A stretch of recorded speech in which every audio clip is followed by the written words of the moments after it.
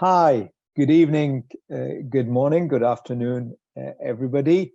It's 7 p.m. in Paris, 2 p.m. in North Carolina, 2 p.m. in Boston, 6 p.m. in London. I'm Mohamed Moti from the Sorbonne University and Saint-Antoine Hospital in Paris in France. And it is always a great pleasure and honor to welcome you all to this new broadcast of the Journal Club by the International Academy for Clinical Hematology. As usual, I'd like to acknowledge all the sponsors of the IACH who are providing unrestricted educational grants to our different activities. So the Scientific Steering Committee has selected for today's Journal Club a very important and practice changing, in my opinion, but we'll discuss all this paper just recently published in the Lancet. So you would imagine the impact factor. And the title is, and you need to get used to this, guys, how to pronounce it, Momelotinib versus Danazol in symptomatic patient with anemia and myelofibrosis. These are the results from the international double-blind randomized controlled phase 3 study called Momentum study. First author is Dr. Serdan Verstovsek, and we are very privileged and honored having today the senior author with us as a panelist, Dr. Ruben Mesa, who is the director of the Wake Forest Comprehensive Cancer Center in North Carolina. So thank you, Ruben, for joining us.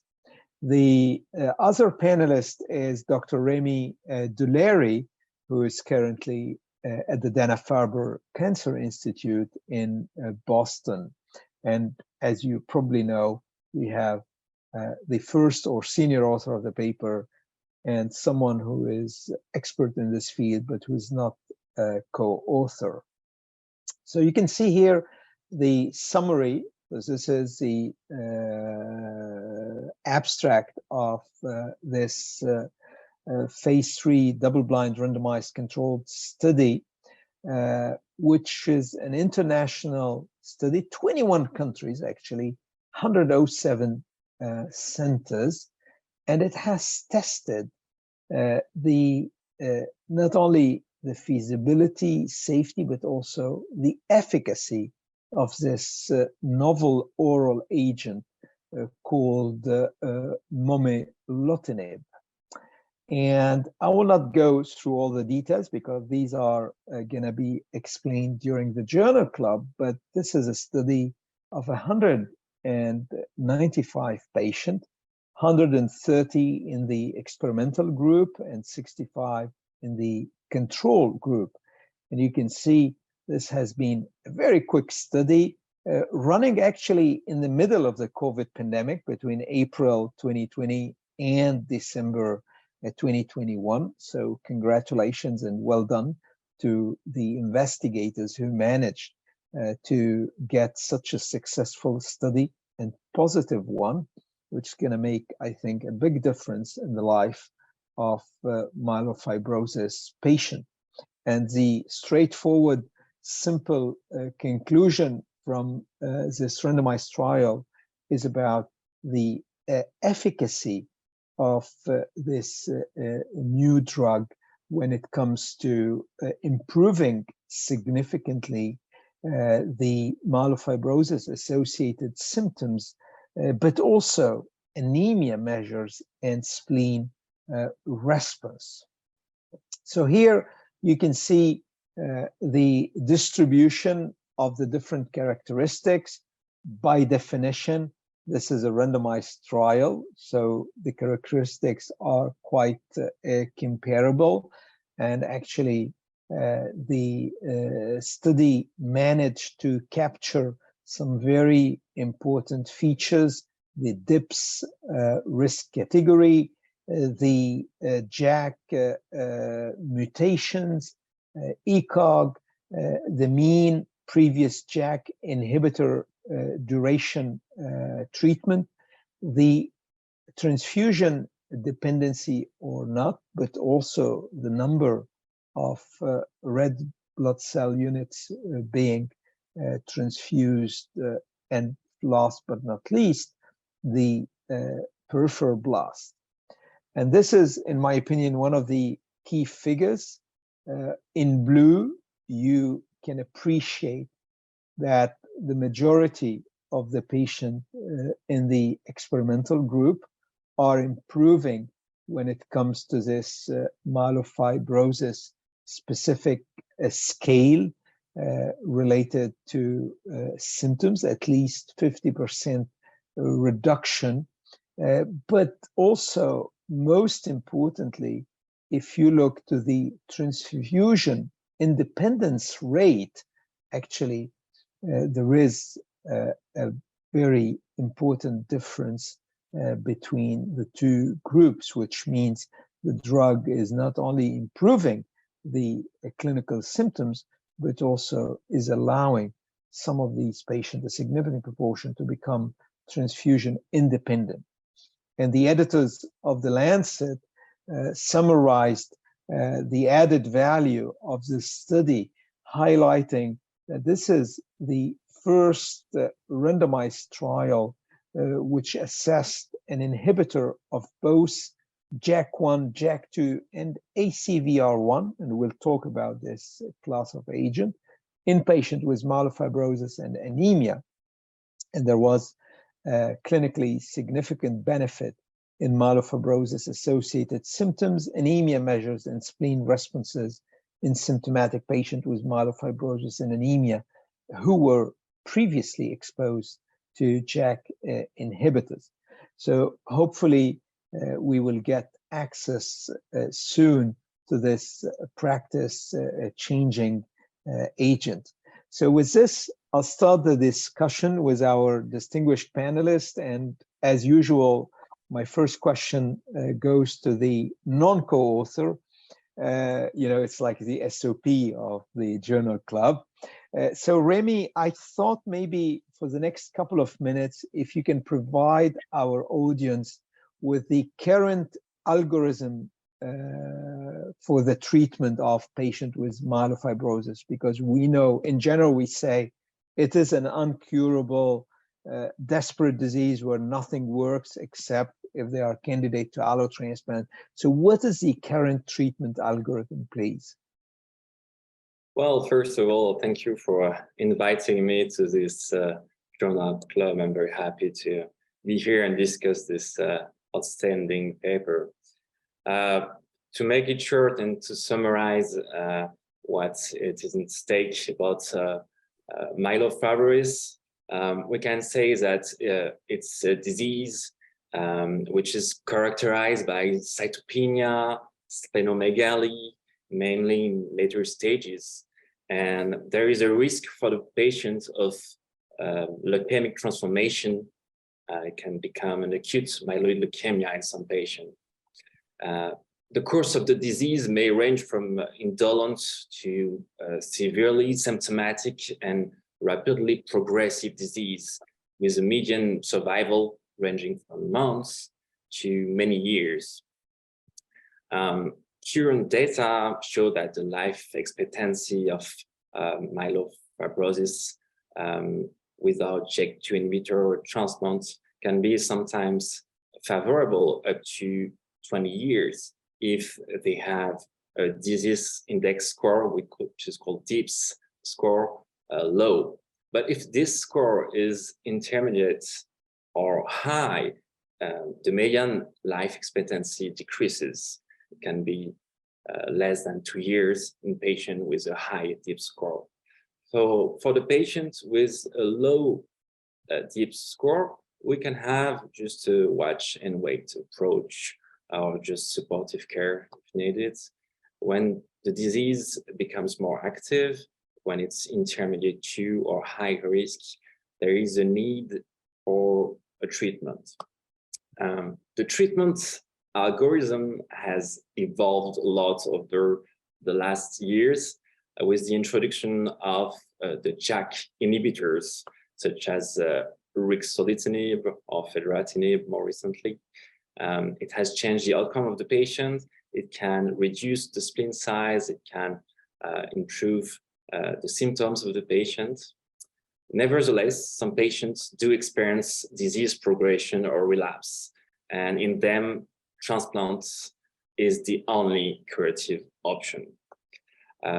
Transplant can be a good option for patients, but unfortunately, it's only suitable for a subset of patients who have a donor and who are fit, age being often a limit in patients with myelofibrosis.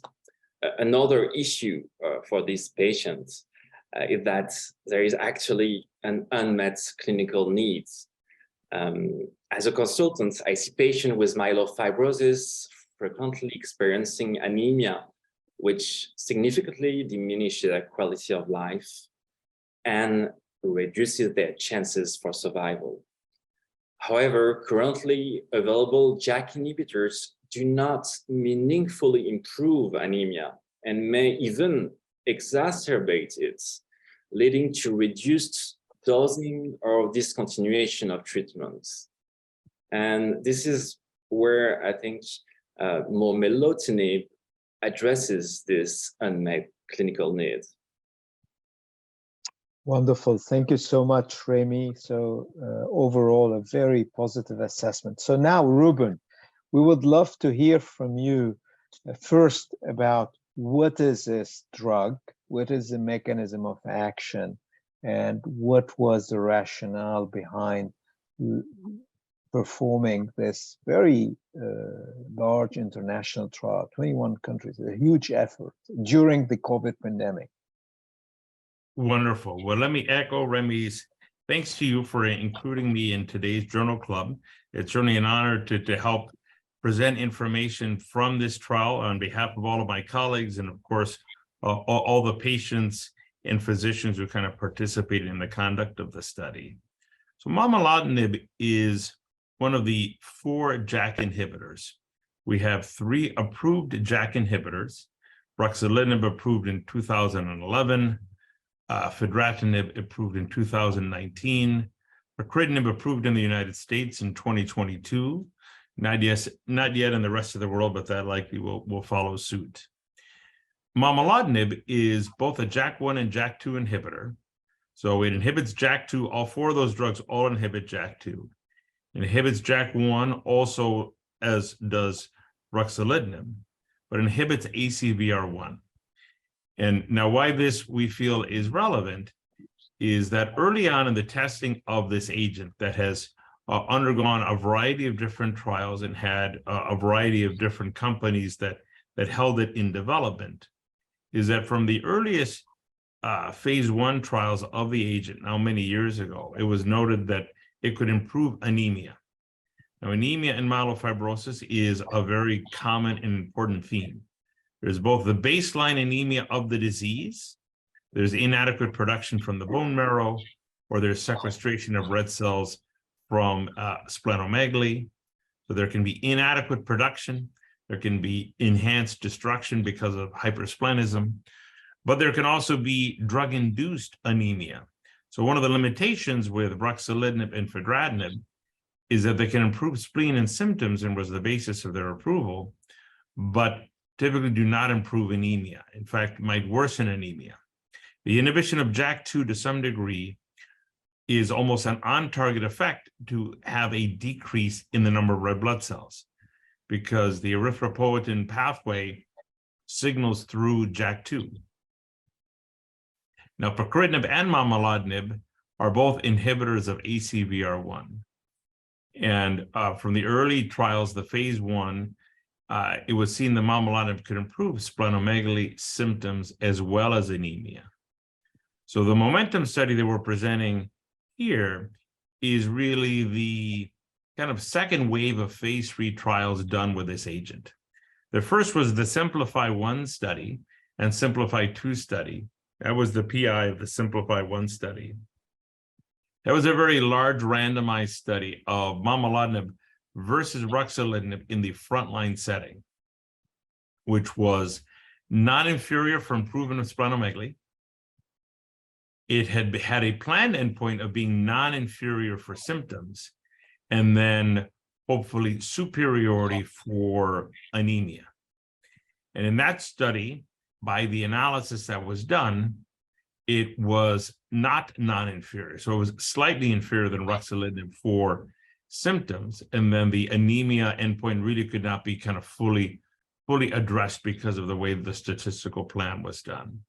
In retrospect, we look back and realize that overall, that study was still a positive study. It improved spleen, it improved symptoms, and it improved anemia. So the Momentum study was really meant as a complementary study, randomizing patients who had failed ruxolitinib, which is a big unmet need. Remy is correct that in the ideal world, we would transplant everyone with myelofibrosis.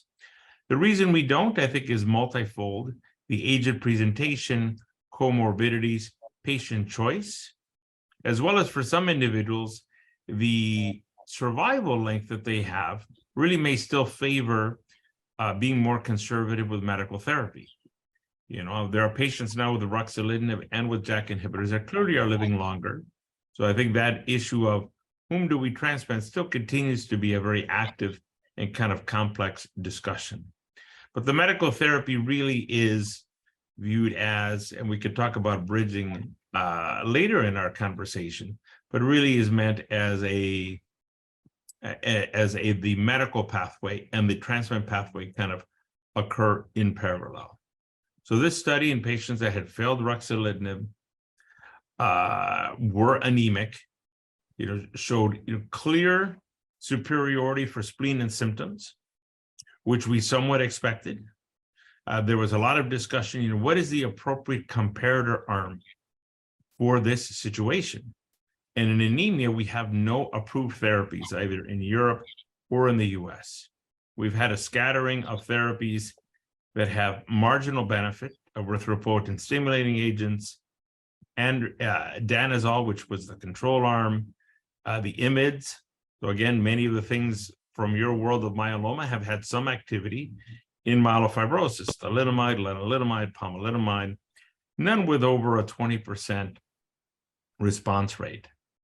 So in this, we saw that although Danazol was an active control arm, the momelotinib was clearly superior for spleen and symptoms, as well as clearly non-inferior to Danazol for anemia, which was the pre-specified endpoint, although came very close to just being overtly superior, both in terms of the achievement of transfusion independence, as well as improvement in anemia.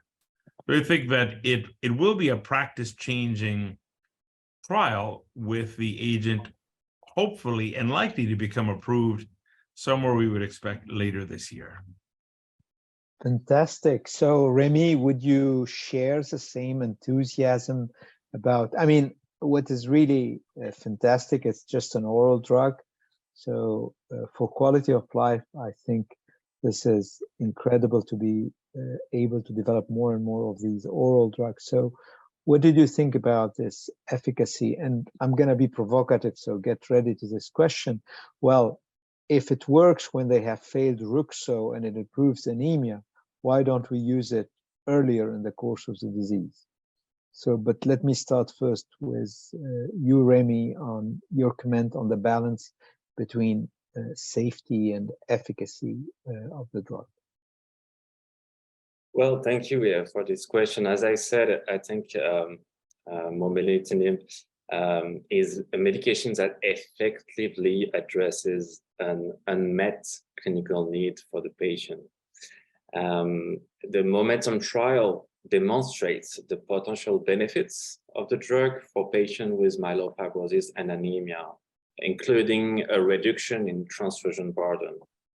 Hemoglobin increments was faster, greater, and more consistent with Momelotinib group than in the Danazol group. And it met all primary and key secondary efficacy endpoints. So for that reasons, I'm convinced that there is a benefit of using. Now, in terms of balance, you always have to consider the safety. And the good news is that the drug seems to have a good safety profile It's a very important consideration. Only 18% of patients in the Momelotinib are discontinuing the treatments due to adverse events, which is not very high for a drug in this particular situation. What I think is very interesting is that it can be safely given to patients with platelet counts below 50, 10 to the 9th power per liter, or even below 25.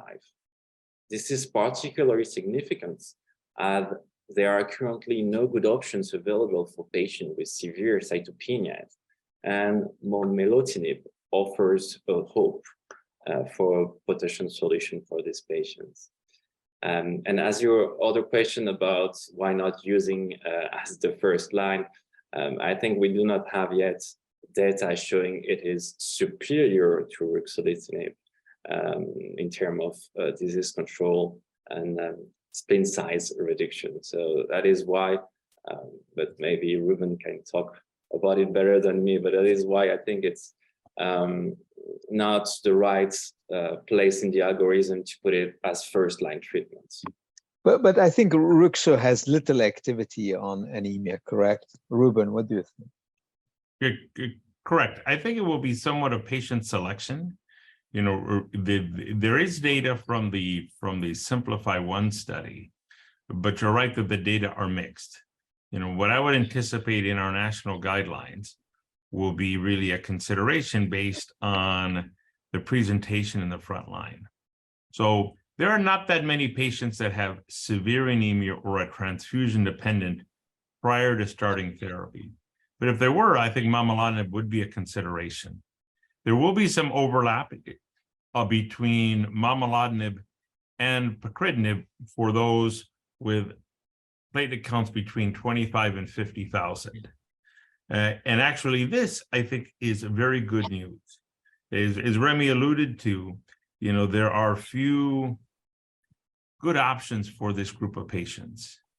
And although these studies have been conducted with a appropriately homogeneous group of patients for enrollment, when we think about the broader scope of myeloid malignancy, you're going to have individuals in which severe cytopenias are going to be a big issue. Patients with potentially MPN, MDS overlap syndromes where they have more cytopenias, you know, may well benefit from these therapies alone or in combination. You might imagine that patients that have moved on to blast phase or accelerated phase, you know, the addition of being able to treat them with really low counts will be a big advantage, because the limiters with ruxolitinib and fedratinib has been those individuals rarely can tolerate sufficient therapy to be really active. I do think the future will be leaning toward more combination therapies.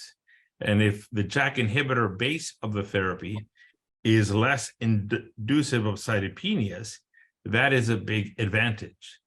You know, Mohammed, I came this weekend from hearing your colleagues, both Saad Usmani and, you know, Joe McHale speak. You know, clearly the evolution of therapy in myeloma, you know, includes multiple drugs, you know, 4 drugs, you know, soon you guys will be giving 8 drugs, you know, and 2 bispecifics, you know, and on, which, you know, clearly you're having a huge impact on myeloma. So I think in myelofibrosis, we're earlier in that maturity of kind of multi-agent approaches. You know, I do think as, you know, as I wear my hat as a cancer center director and try to keep an eye on what's going on in all cancer spaces, you know, cancer is both a heterogeneous and multi-targeted disease, you know, and kind of our prior paradigm that we had evolved from CML of, you know, diseases have one molecular target, we hit the target and the disease gets better. You know, it's naive to think that that really is going to help the majority of diseases. There are exceptions, but for the majority of diseases, we've got heterogeneous groups of cells. We're going to need to hit them from multiple different angles if we're really going to impact the disease. So I think it's a big advantage because it will still, its primary use, I think, will be, you know, in combination and in second line therapies. But I do think there will be patients that have upfront cytopenias, probably who have more severe disease, that it will be beneficial, either as standalone therapy or may well be on the way to a transplant. You know, if I see a patient today who I refer to a colleague, I'm not a transplanter myself, but I refer them to one of my colleagues who does transplant, Mike Grunwald here at the Levine Cancer Institute. That individual is not going to have a transplant likely for at least 8 to 12 weeks. You know, if they at the earliest, with all the typing and trying to find a donor and getting them on the schedule and other pieces. So I would say that it's fair, particularly in Europe and the US, that most patients really will have medical therapy prior to transplant with a goal of trying to improve performance status, trying to reduce splenomegaly. That may help with time to engraftment, and it may help further in terms of managing the disease. So, Ruben, can I ask you, just to make sure I understood very well the article and the curve? It looks to me that there is a survival advantage, a trend towards a survival advantage, although the follow-up was relatively short, which is, in my opinion, a little bit unexpected. What is your interpretation of this? So you are correct that in this study, you know, the follow-up is short and it needs to be further validated. We have presented previously longer-term outcomes from the Simplify trials, showing the suggestion of a clear survival advantage, in particular for those individuals who achieve transfusion independence. There was a very clear survival advantage. Now, it's a fascinating question to say, why do patients live longer? Is it because of improved oxygen carrying capacity? So your hemoglobin's higher, you have, you know, less, let's say, cardiac ischemia, or is it really a correlative effect? You know, you have a better response, but your improvement in survival still may be of a different mechanism. You know, there is the thought, the inhibition of ACVR1 is associated with a decrease in hepcidin and a decrease in inflammation. And there is at least a hypothesis, again, these things are difficult to prove, that by decreasing inflammation, perhaps you decrease the bone marrow microenvironment predisposition toward progression, toward acute leukemia. You know, there has clearly been shown a improvement in survival in ruxolitinib in both real-world evidence and multiple kind of long-term follow-up data. Clearly not a cure, clearly there's not a plateau, but without question, patients live longer. There's similar suggestions both with fedratinib and pacritinib now, as well as with momelotinib. And I think many of us think that some impact of this bone marrow microenvironment, less mutational pressure that leads to progression of the disease by less inflammation, you know, is one plausible explanation as to why, you know, successful JAK inhibition helps to impact survival. So speaking about combination therapy and survival, we have a lot of questions from the audience about allogeneic stem cell transplantation, because we all believe that allo remains the only curative treatment. And so the question, and Ruben insisted that the future is about combination. So the question for you, Remy, is how can we envision the combination of this drug and other available drugs and allo transplant before transplant, after transplant, because we know that even at least in the immediate period after transplant, things will not go back to normal in these patients. How do you see the combination approach?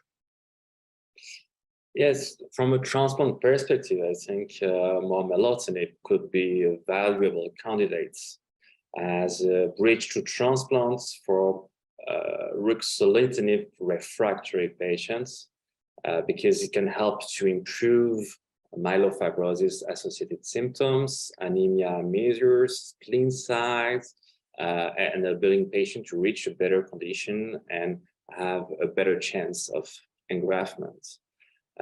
So I think it's a good option as monotherapy.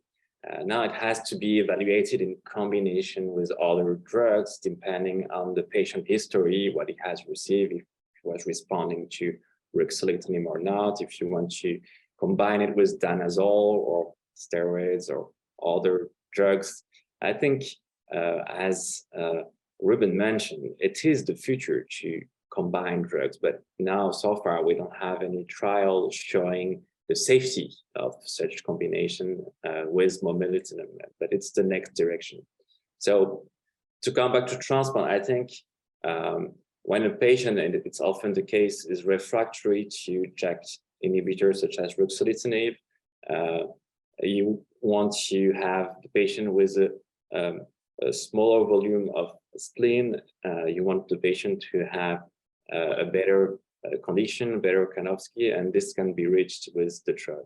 Now, after the transplant, I think also momelotinib could be an excellent option for patient relapsing at a time when cytopenia makes other treatments challenging to administer. And we've seen with this trial that it's feasible to give momelotinib in case of anemia, but also thrombocytopenia.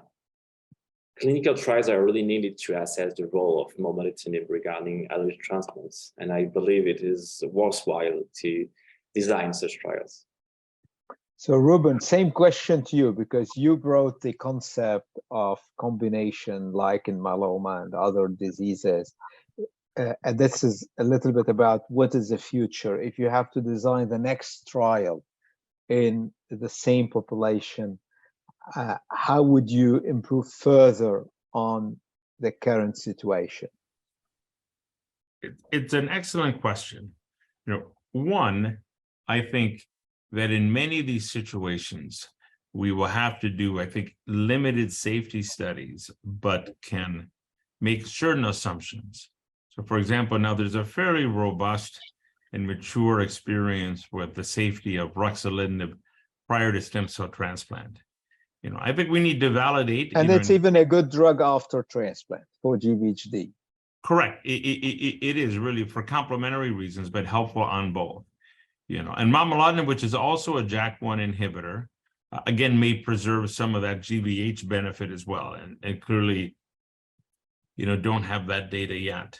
But again, it might be attractive in that setting because, of course, post-transplant cytopenias are clearly a major issue.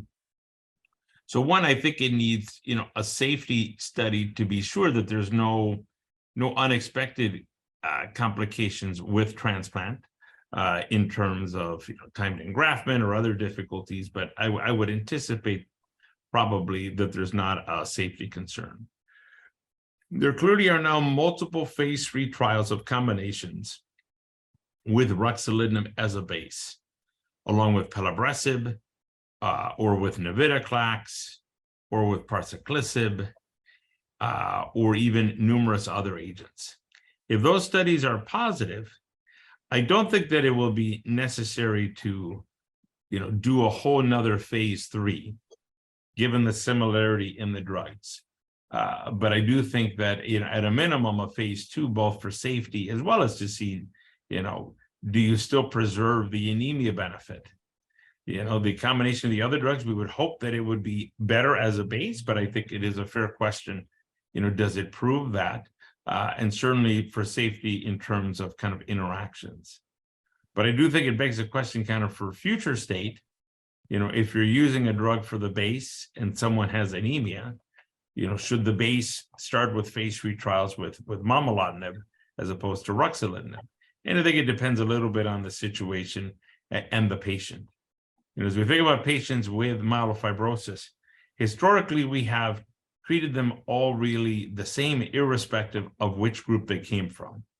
Reminding folks that myelofibrosis are patients with primary myelofibrosis, post-PV myelofibrosis, and post-ET myelofibrosis.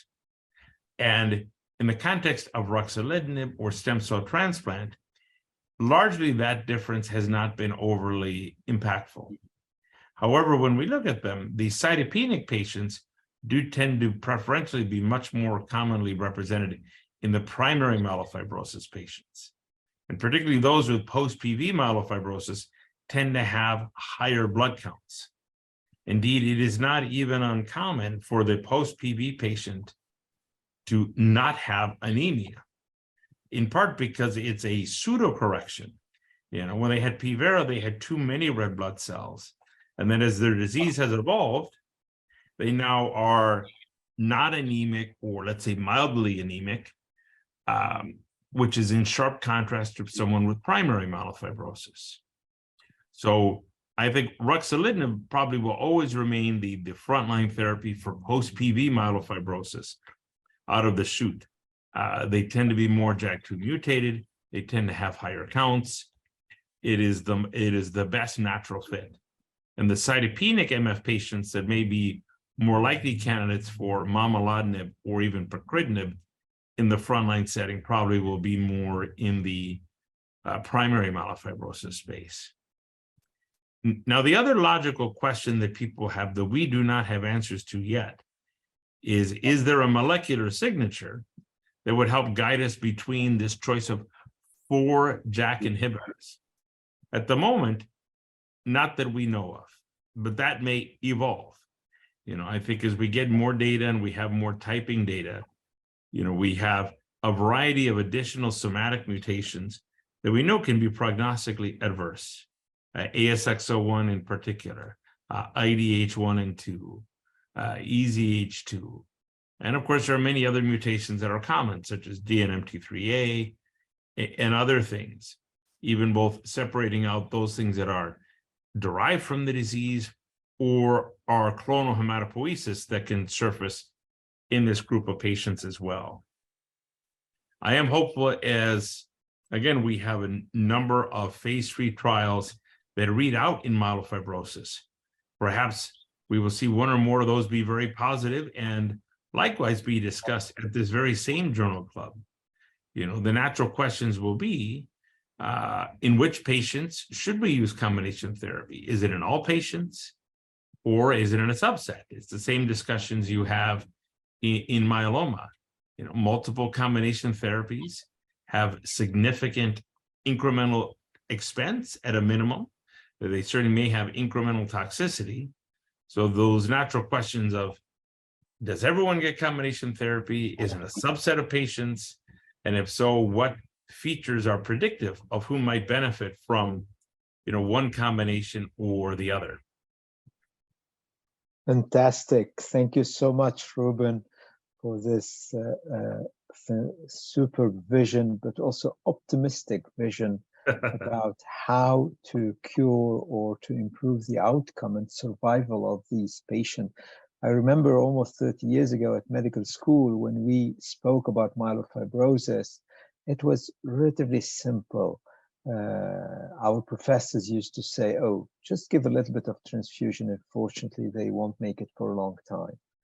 But here we're talking about maybe curing.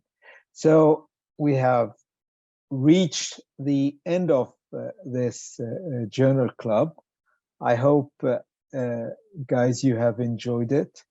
It is really fantastic to see the ongoing therapeutic revolution we see in hematology and myelofibrosis, which has been always viewed as a sort of a desperate disease.